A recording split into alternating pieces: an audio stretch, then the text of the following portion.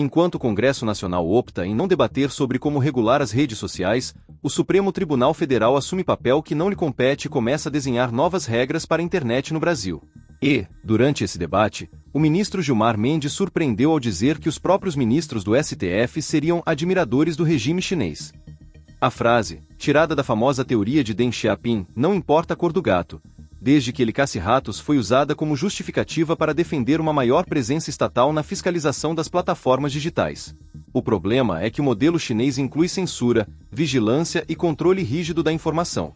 E usar essa ideia como referência num país democrático levanta dúvidas sobre até onde vai o compromisso do STF com a liberdade de expressão dos brasileiros.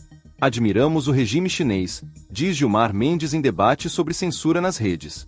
O ministro Gilmar Mendes, do Supremo Tribunal Federal, afirmou nesta quarta-feira que todos os ministros da corte admitem e até admiram o modelo chinês de regulação da comunicação.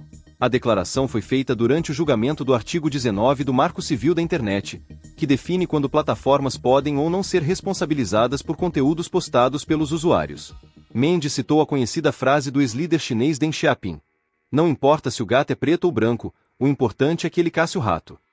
O ditado simboliza a ideia de que o resultado importa mais do que o método usado nesse caso, sugerindo que não importaria se a entidade reguladora fosse pública ou privada, contanto que ela funcionasse.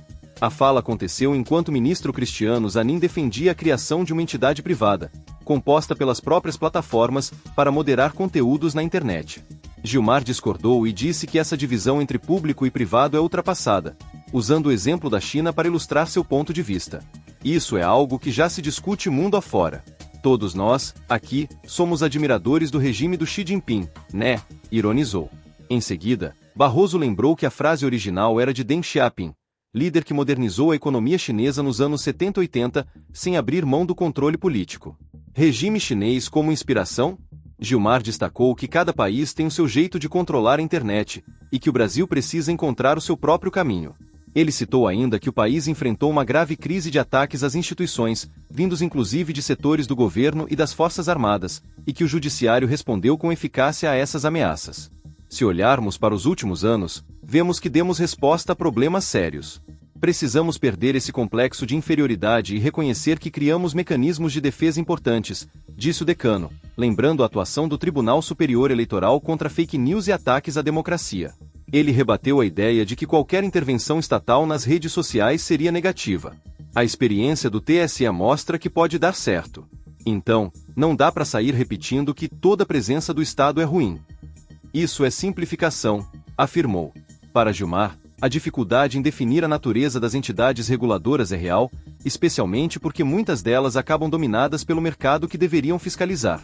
Mesmo assim, ele insistiu que o foco deve ser no funcionamento da entidade, e não tanto em quem a comanda.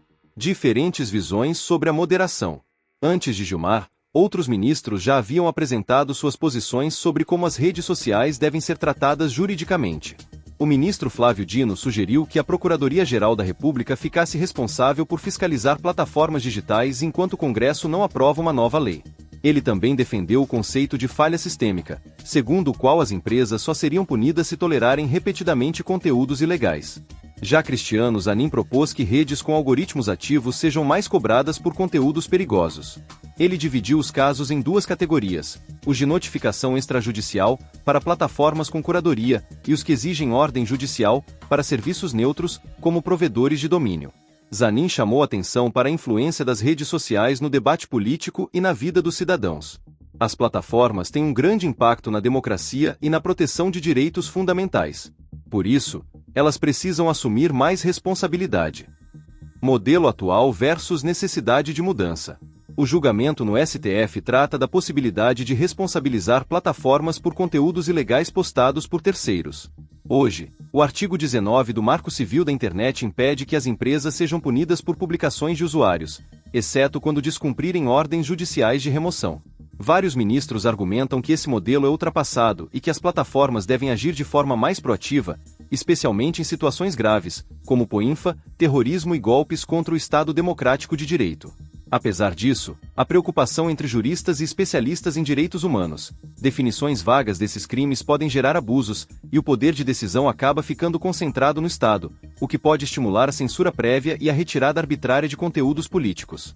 Chama a atenção o fato de um ministro do Supremo tomar o regime chinês como referência para regular a internet no Brasil, no momento em que o país vive um intenso debate sobre liberdade de expressão e censura digital. O modelo chinês é conhecido por bloqueios rigorosos, controle estatal e vigilância constante, algo incompatível com os princípios democráticos que o Brasil supostamente defende. Ao invés de esperar que o parlamento, eleito pelo povo, decida com clareza e transparência como tratar as redes sociais, o STF está impondo mudanças radicais no marco legal, sob o pretexto de que o Congresso estaria paralisado. Mas não votar não é omissão, é uma escolha política legítima. O problema é que, ao reinterpretar o artigo 19 do Marco Civil, o tribunal abre espaço para que qualquer conteúdo considerado politicamente inconveniente seja removido antes mesmo de ir ao ar, com base em critérios subjetivos e amplas interpretações de ameaça ao Estado. Essa decisão do STF pode marcar o início de um novo padrão de moderação online, onde o medo da punição substitui o diálogo e a liberdade de opinião. E, com a China como inspiração, o futuro da internet no Brasil parece cada vez mais distante da verdadeira democracia e mais próximo do controle estatal mascarado de combate às fake news.